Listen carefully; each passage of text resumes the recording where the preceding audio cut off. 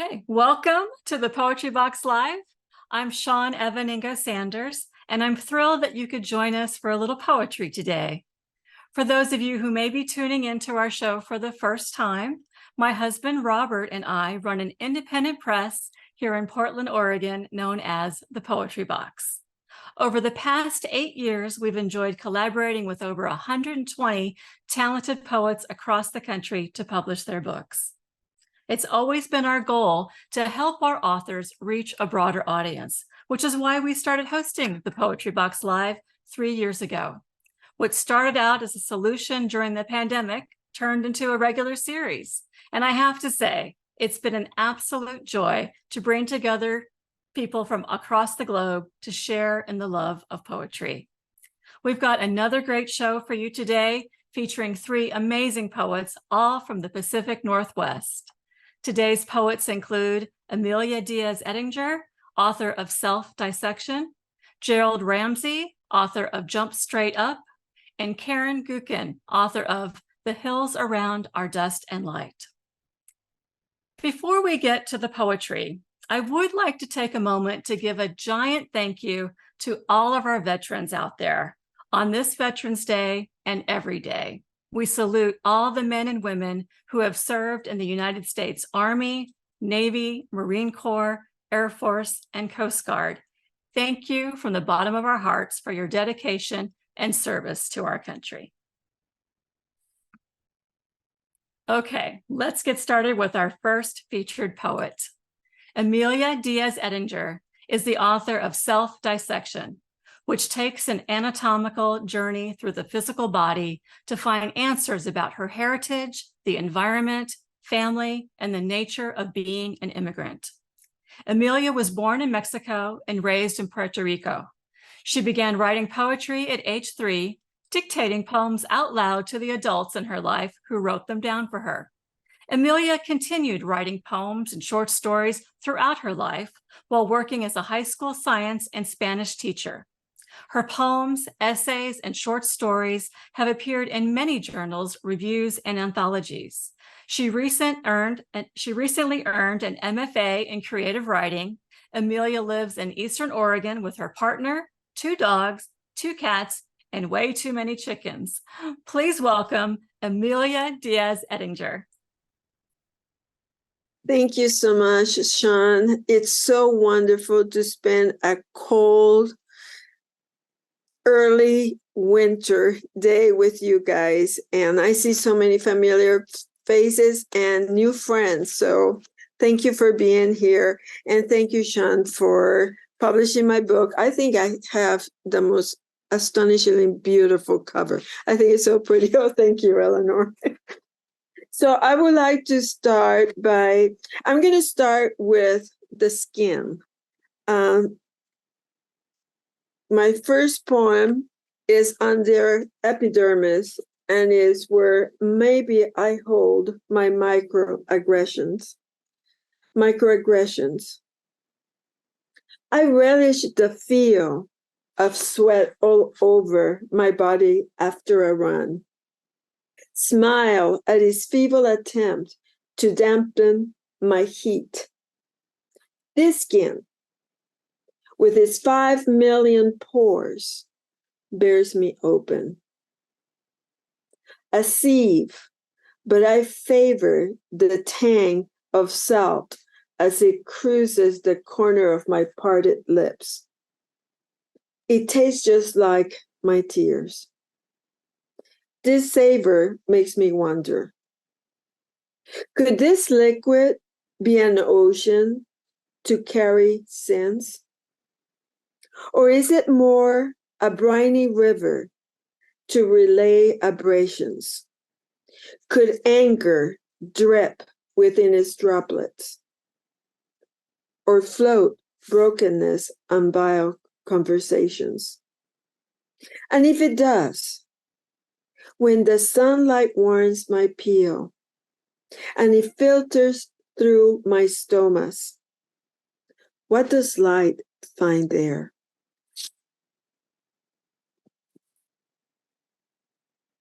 So I'm going from the skin down into the torso. right close to the heart. As many of you know that my life partner has suffered many setbacks since we married in my early 20s. During the pandemic, he had his sixth cancer. And there is also a reference in this poem of a painting during the dark stage of Goya, Saturn devouring his son. Some of you have seen it. Saturn is there with crazed eyes and holding the body of his son without a head. I mean, it's a gruesome, very explicit painting of Goya. This poem is entitled Lymphoma This Time. And for 5 months, I hold your life with my secret string. Never been good with a fishing rod, and yet this I have mastered. I know how to pull, to grasp, to anger. This is not the life we wanted. It is the life we knew we're losing over and over. Cancer, our constant companion, even in our bed. A ménage à trois in our marriage, if I let it. This demon lover clutches your bones, cruising in your veins like a lost gondola. We never went to Venice. In Spain, we saw Goya's Saturn devouring his son. I looked and thought, that is how it is. So I swallow gallons of anger with your toxins. Each drip of the chemo tasting like rust. The iron in your blood cells exploding corrosive. Your flesh forms loose contours over your skeleton, visible under my fingertips. I palpitate the poison, navigate the river ripple motion under the surface. I touch this radioactivity, an effect to be a healer. Again, I swallow gallons of anger with your toxins. Toxins that have done their trick once more, for now. Yet it left a residue all over our house. Orange desert dust. Did Saturn swallow his son's head whole? I clean and rearrange and try to straighten. Allow my anger to dress up in red-hot high heels. Let it walk towards the porch without a duffel bag. Let's go to Italy or just the living room and look at the pictures in a travel brochure. See more paintings of Goya's black walls inside the Prado. Now I have to remit the residue of this month. Let the string go. See it float away as spider silk. Just to wonder, when will I have to reach for it again? I am sorry. I thought I have turned this off. As always, is my daughter. She always calls at the most inconvenient times. I'm sorry, but actually that's good because it moves us to a different mood. I I do a lot of reading, and I'm insomniac. I have written many poems about insomnia, and I read late at night. And I was reading a book, a memoir by my good friend Joe Wilkins, and it's called The Mountain and the Fathers. And Joe lost his father very early in his childhood. And I'm reading this, and there is this beautiful thing that he writes about his father, and there is a photograph of his father with him. So this is Photographs Frame the Moon.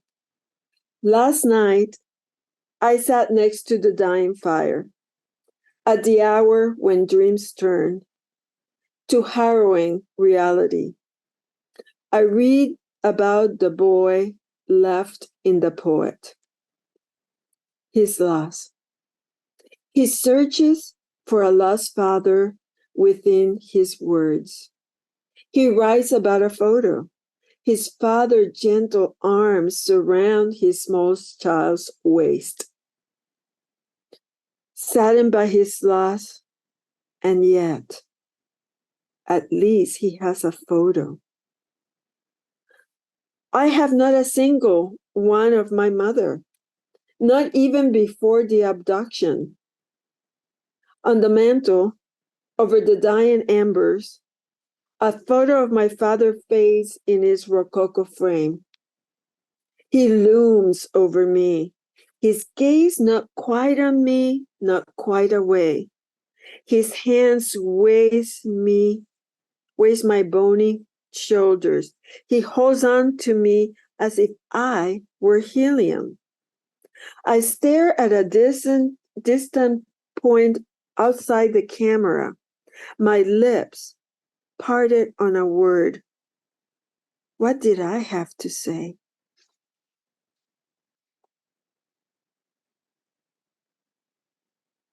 And I would like, the end part of the book is left for feet and hands. And why are feet and hands at the end? Because I think our feet and our hands are so the conduit in evolution to make us our species, how became Homo sapiens. We hold the wonder in these little fingers. And this one was written, this is lighter. This is written during the pandemic. Tea leaves in confinement. Mornings are for finding words, but the leaves in my tea float orange and green. Among the ginger, turmeric, dissolving in spoonfuls of splendid honey. This aroma sweetened the delicious quiet, punctuated by the bursting puffs of sap from the old stove. The mild whistle of the wind brushes my windows, a seductress of play. Mornings are best to write and amend, but the taste of tea lures me to contemplate. The meadow with its brown brush, the long dark weight of Mount Emily, the nervous chirping of juncos under the hawthorn, their fleeting presence while they rummage the mullet I placed early in the moon's shadow. During this plague, solitude is the gift, just like this morning's tea. Thank you so much.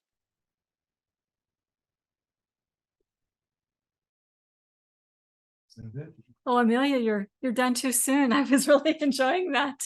I have to say that I just absolutely love the way you have threaded these poems together by their corresponding body part. Because as you go through the book, for those of you who don't have the book, she's got it in 3 different sections, different parts of the body. And every poem at the very top has like eyelashes, skin, all these different parts of the body. And when you read the poem, you see the connection. So I just thought that was such a clever way of putting this collection together. And it makes the poetry even that much more visceral as we read through. And especially, of course, hearing you share them with us today. So thank you for that. Thank you. Next up, we have Jarold Ramsey, author of Jump Straight Up, a collection of what he calls new late poems, where he versifies and pokes fun at quite an assortment of themes. Jerry grew up on a ranch north of Madras, Oregon, and earned a BA in English from the University of Oregon, go Ducks, and a PhD in English literature from the University of Washington. For nearly 30 years, he taught Shakespeare, modern poetry, creative writing, and Native American literature at the University of Rochester in New York State. He and his wife, Dorothy, have 3 children and 5 grandchildren. He's the author of several books, and his poetry has won numerous awards, including the Lillian Fairchild Award and the Quarterly Review International Poetry Prize. And in 2017, he was given the CES Wood Award for Lifetime Achievement as an Oregon writer. It is my honor to introduce a true Oregon gem, Jarold Ramsey. Thank you, Sean, and thank you. I'm sure I'm speaking for all 3 of us here today for the beautiful job you did with my book, and I'm sure the others too. They're just a delight to handle and look at, and thank you so much. I'll start with the first poem in the book. It's a ballad, the Ballad of Whistling Smith. I grew up as you said, north of Madras on the ranch to which Dorothy and I have returned in retirement.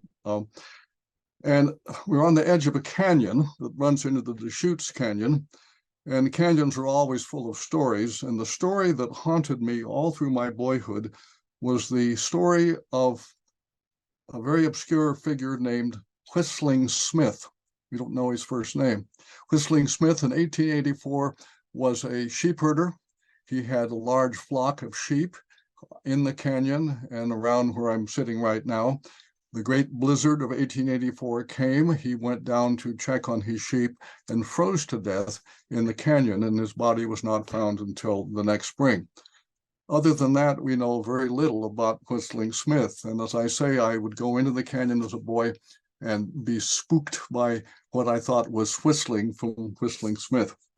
I wanted to begin the book with this poem because it does sort of establish the terrain, the setting of really all the poems in the book, but also because in a book that is about, as you say, new late poems about aging and the consequences of aging and about the ways that our lives finally end.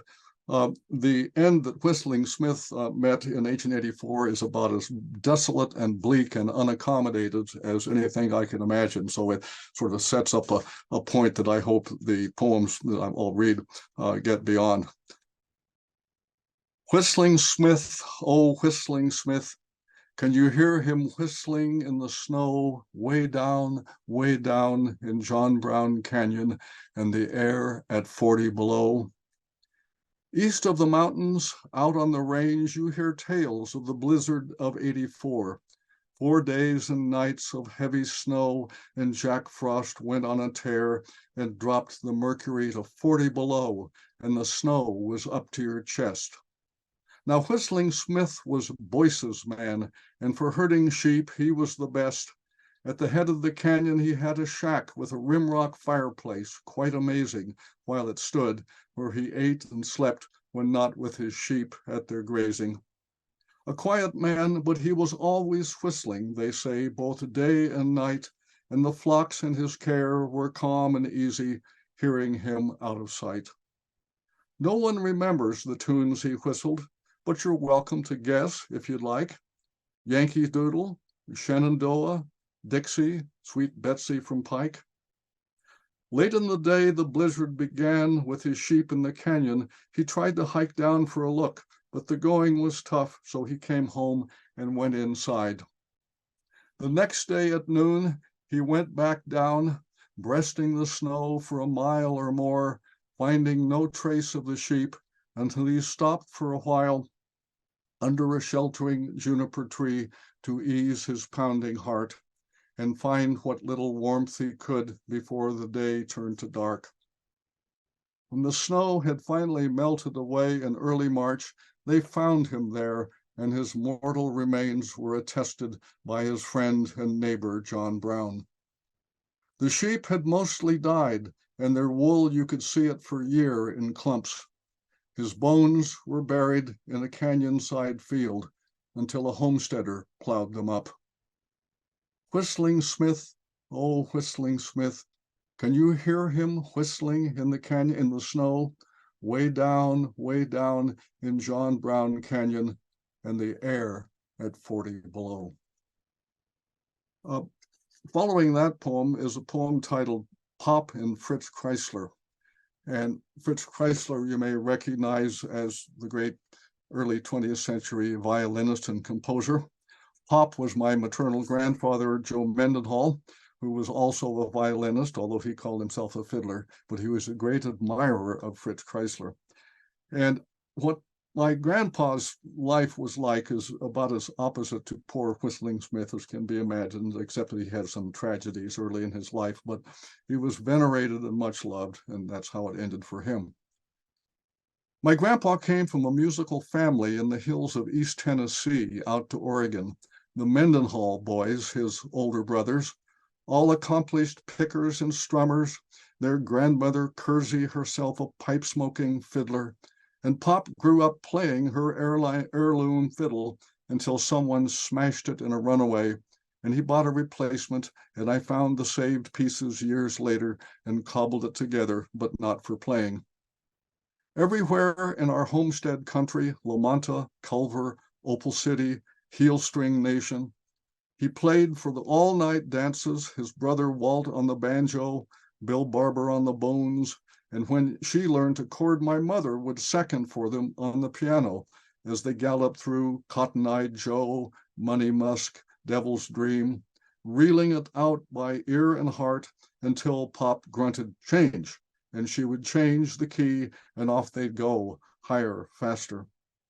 70 years later, people who danced those nights still recalled his playing. Nobody fiddled like Joe. His wife, Ella, wasn't musical, but I fancy when he played, she was his music. When she died at 44, he hung up his fiddle, but thereafter never missed a radio broadcast by his age mate and fellow virtuoso, Fritz Kreisler. Oh, I know all the stories, but I never got to hear him play. There are poems in this book about friends and relatives who have passed away.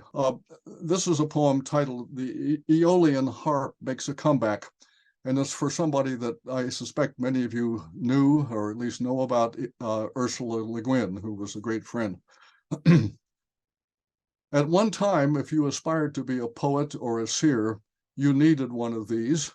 Coleridge had one famously, as did Emerson and Thoreau, and for all the German romantics, they were as essential as ruined castles and milkmaids. And lately, a dear friend has told me how she'd been haunted for years after hearing one. So, finding no kits or even detailed plans, I took in hand thin plywood, sandpaper, glue, assorted tools and clamps, tuning pegs, and what became a lifetime supply of monofilament nylon fishing line of different weights, and cobbled the thing together ad hoc. Then laid it out on a window ledge like an apple pie just out of the oven, and waited hopelessly for the north wind to come around. When it came at first, there was no music, deafeningly, but then a thin, pure note, as if keening inside my head like tinnitus, then turning vibrato, then joined by another insistent note, an octave lower, then a third in perfect harmony with these, then a tone disharmonious with the others, raucous, as if sent to stir up discord and mischief in the choir, and then abrupt silence, although the breeze was still blowing outside, and so on, leaving me all ears that day, nothing but ears. O Boreas and Zephyrus, and also Eurus and Notus, you tricky skulkers around classical corners, who would have guessed that out here in the boonies, your workaday breezes could carry such magical voices? And dear friend of the air, what are you hearing now, wherever you are, out there in the four winds? This book is dedicated to our 5 lovely grandchildren, and I'll just read this one. the title is a wretched pun, Beyond Gravitas. They said it couldn't be done, or more precisely, he shouldn't try it, not surely at 75, not please with your bionic hip. But what was he to do with his grandchild who had been taking circus lessons, showing off a repertory of stunts but couldn't manage a headstand? So, head to the floor, hands pressing downward for balance, elbows akimbo, knees hoisted and briefly cradled on the elbows, then legs slowly lifted, straightened, wavering, but marking time beyond gravitas over his pulsing head. There now, kiddo, that's how it's done, said Grandpa, the old show-off, seeing spots as he clambered down to earth, already thinking about the next family lesson with Leo, Harper, Samantha, Maddie, and Willa, all conspired on the floor with him, all dangerously upside down for love, 12 legs straight up, waving like saplings, reaching for the leaves and the birds. I'll read a couple of love poems. The first one is only short, and this is, as I say, love, accommodating, aging, and all the rest of it, but they're love poems, I insist. 2 mornings in early June, just 2 parts, very short. One, when you say of the young robins strutting and posturing over the back lawn, oh, they're so full of it. What are they so full of, do you think? Worms in the grass and the prospect of worms? Maybe, too, something in the late spring air and light this very morning? Whatever it is, I can see it in the glint of your eyes this very morning. 2. When the young cock meadowlark reared back on his fence post, opened his beak, and premiered his gallant mating song, blessing the pastures, the cows and calves, the momentary spring air as he sang. Was it just yesterday, me standing there with my old man's ears? Or was it yesterday when I was 16? Or maybe for a moment somehow it was both? And this poem is a love poem on a much darker tone, but still, I think, a love poem. Report from an island. Lately, we've been living on an island, a small island, almost circular in a great river. Which river, we're not sure, but clearly one of the great ones, judging from how dim its banks are, almost invisible from here. The house is familiar and comfortable with everything we need ready to hand, but who built it, who holds the title, we don't know. Not to worry, we tell each other. There are boats and even big ships on the river, but they all sail straight by and out of sight downstream, and we don't pay them much attention. Instead, we attend to what's nearby now, like the stars tonight, and the shed snakeskin we found on the path this morning. A brief wonder, but we probably won't keep it. Moment by new moment, we have each other as we are, after all the years, and it is enough for now. Is someone coming for us? We wonder sometimes, but if so, it's not on the calendar, which is marked up with other people's birthdays and memorials. Not to worry, we tell each other. And the last poem in the book, the title poem, the last one I'll read, is Jump Straight Up. It was inspired by a photograph that I have carried around for many years since my days at Oregon of one of my boyhood high jumping heroes, Les Steers, who in 3 successive track meets in 1941 set 3 world records, and the last one was just a shade under 7 feet, and he would have made that great breakthrough except for history intervening in the form of World War II, and that's really kind of what this poem was about. Jump Straight Up. In late spring 1941 at Hayward Field, there he is, forever levitated in the utter perfection of his leap, laid out midair in the classic Western roll, his legs exactly parallel over the bar, but his arms and hands relaxed in flight, and his face impassive as if daydreaming, 7 feet up in the mild spring air of Eugene, Oregon, as it was then. In the background, earthbound bystanders keenly attend his flight with legs askew to keep him up with body English. Beyond them, under the young athlete aloft, looking north, the way the weather of history generally flows, you might see, if you squint till it hurts, what's coming for this moment and his company. Pearl Harbor and Buchenwald and Normandy and Hiroshima and Heartbreak Ridge and My Lai and 9/11 and Sandy Hook and COVID and Mariupol and so on and so on and so on. But look, here is our jumper still transfixed in the air by the beauty of his strength and will, showing how important it is to jump when we can, when we will, not just forward or backward or sideways, but jump straight up, free of the gravity of time. Thank you very much.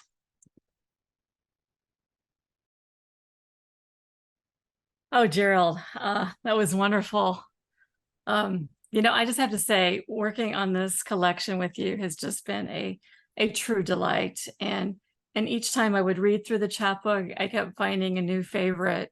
You are a masterful poet and a wonderful storyteller. I could listen to you read these stories forever.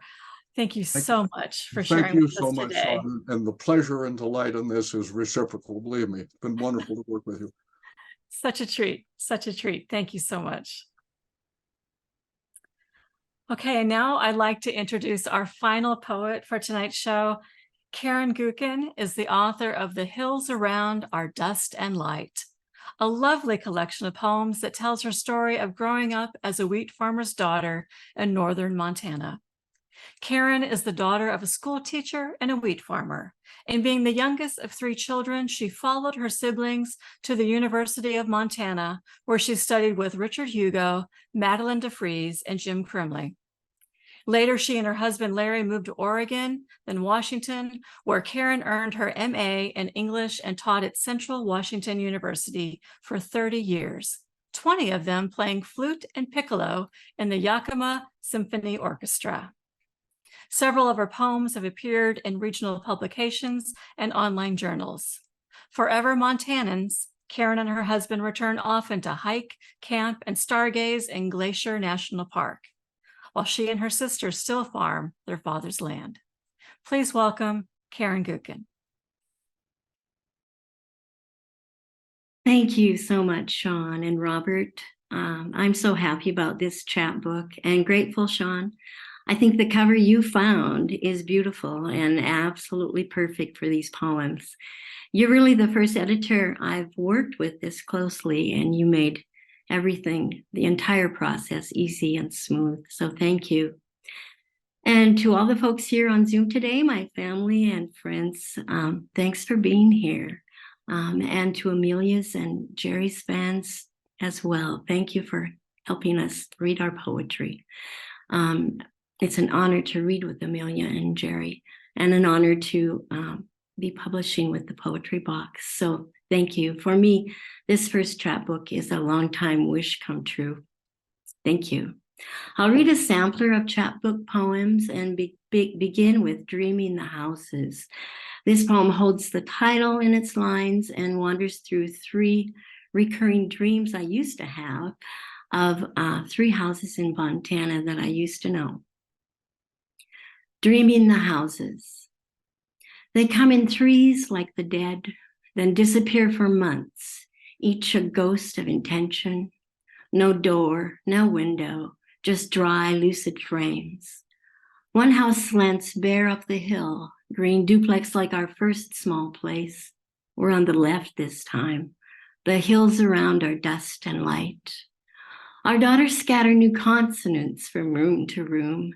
We scramble from our sheets when someone knocks. I never see who's there. 2.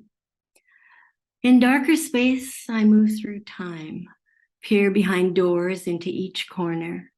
It's come so soon, this shift from doing, this floating in a dream.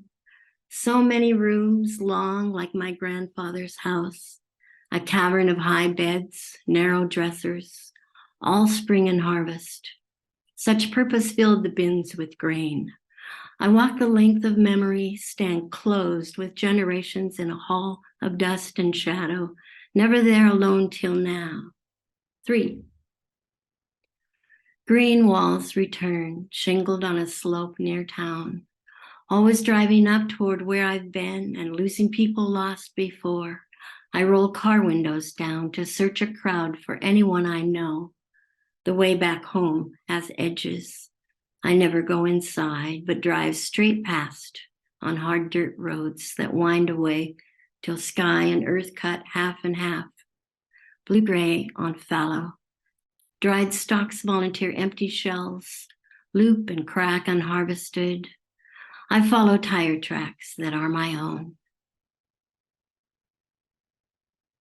Thank you. Thank you. This next poem goes straight back to the 1950s when I was a kid in my mother's kitchen. This is brown sugar sandwiches. They were good. My sweet tooth first savored brown sugar crumbled and pressed onto white bread spread with oleomargarine, kneaded yellow just that morning in our Youngstown kitchen. Its deep-welled sink so deep I see bottom only on tiptoe, my chin flat, cold against white enamel, my nose burning from brine of cucumbers soaking for days. 30 quarts of pickles line up gleaming, the cooker still steaming. Leftover jar lids dance the ring toss roll, end flapping in tabletop spins. Betty Crocker and her daughter, the Brett girl, fling aprons down, sing between sugary bites with Elvis, who lives, till father comes home hungry, spent. All work, no play for him this harvest. But for me, lucky child, one bite more. A melt-in-your-mouth brown sugar sandwich, my own bumper crop and sweet reward. Thank you. Thank you. My brother and sister and I were very close to the only grandmother we knew. But like so many kids, we didn't wonder about her life soon enough. Montana Records and Ancestry.com answer some of my questions. This is for Mamie, born Mary Clotilda Emily Jasmine. They made her marry the one she didn't love. That's all she'd say 50 years later. Divorce papers tell more. Abandonment, 1920, 2 children. Disgrace meant moving back with parents, sewing book spines at the Helena printery, hiding novelettes under her skirts to read by dim lamp, return by day, long stitching again till the second husband came, this time a blacksmith, heavy drinker grabbing at her daughter's crotch, crushing the girl's skirts between his fingers, laughing, going for skin. That was enough to make her boy run, to cement the daughter's scowl against any man, enough to make Mamie's eyes grow weaker, weaker, till all she saw was Jesus, St. Jude. As the world turns those years later when she loved me and I loved her, when we met at church for confession and candles, when I wondered why she sat most days rocking, waiting on Sundays for us to call, waiting with a prayer to die in her sleep that night, any night, every night. Thank you. Montana has 7 American Indian reservations, and Rocky Boy, the Chippewa Cree Reservation, is 27 miles from my hometown.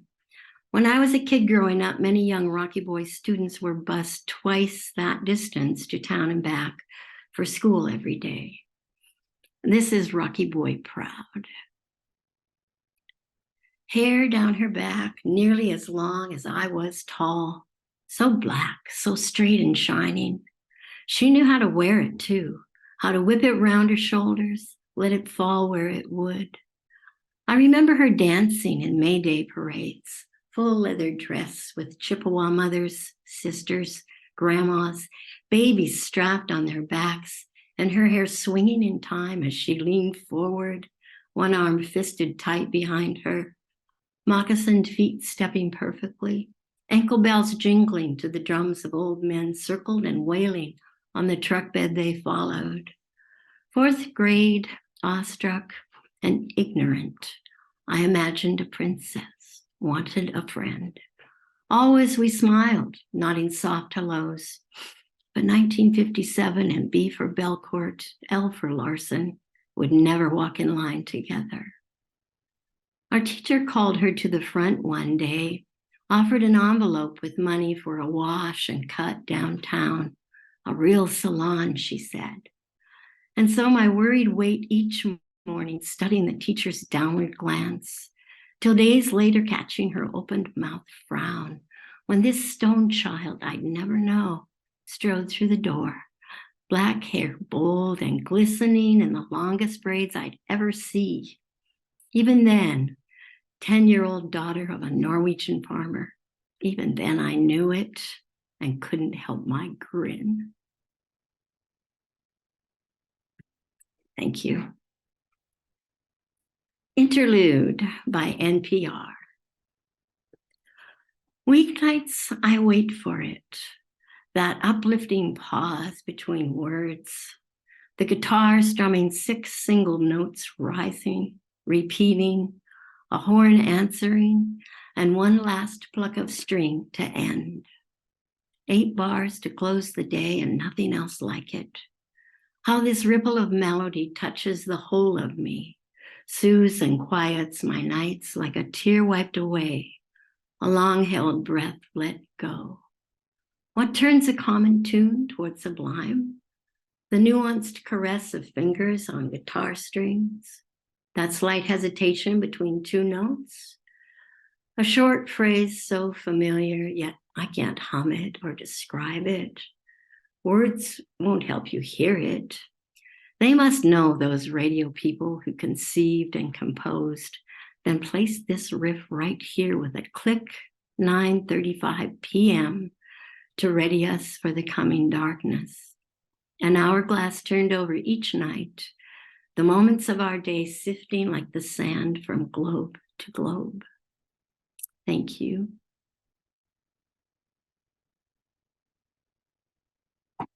I think I'm going hoarse. Montana's Glacier Park has been the setting for many of my family's trips and memories, both past and present. This poem offers a particularly special childhood memory. The blink of an eye. Millions of years to form billions of rocks, and we skipped hundreds of them, one at a time in those Harvest Was Good weekends 60 years ago. My skill was brother taught on the red, blue, green, cream-colored rainbow rocks of Lake McDonald. Hold the best and flattest you can find between your thumb and pointer. Rub its smoothness for good luck. Then lean in, hand sideways over the clearest water you'll ever wade through. Cock your wrist back and fling your arm forward. The stone slicing clean, riding sun glitter in 2 skips, 3, 5. He made 10. Timeless skipping rocks with Jim. Bright round memories to color our lives. Mine a blink. His, not even that. Thank you. I grew up loving to drive. Montana's a big place with lots of dirt roads for practice. It's 630 miles wide, so even today, folks in rural places drive long and far to shop and see family, to do anything. This is driving solo. Between here and there, near and far, between every departure and arrival, I drive happily suspended, like the weightless pause at the arc of a swing, a child pumping up and down toward motionless magic, a respite at last from worry, caution, the mundane packings of love. En route, I recollect the who I am, the me within we. I set boundaries firm, breathe slow, deep, then ground my feet and open my arms. I'll end with 2 more poems, short ones, but first, thanks again so much for listening to my poetry. And thank you, Sean and Robert, for your affirmation and all your help. My husband and I are actually on retreat this weekend, silent retreat, at Mount Angel Abbey in St. Benedict, Oregon. So I must thank Father John Paul for helping me to Zoom with you. These 2 poems open and close my chapbook. The first, remembering my mother, and the last, my father. Thank you. Etched. A morning heron, sunlit, still, glistening in a field of snow, frames and dazzles the memory of a memory. My mother's face passing before me, sudden sheen of translucence, except her eyes, dark open wings. And the tallest field of wheat. Even after 30 years, the feel of my father's presence can take a room. That ache from sod and chaff will nod to me, sit a while, then blow with the wind. It's never my brother passing through. Long gone now, his empty space looms. He sits only in scallop-edged Kodaks, black and white gone dim beside me. With luck, my old age will bring him back, his face coming easy on a long afternoon. And we'll sit, we 3, father, brother, old woman, hidden in the tallest field of wheat, each kernel from the tipping stalks, a day of vivid past to chew. Thank you, everyone.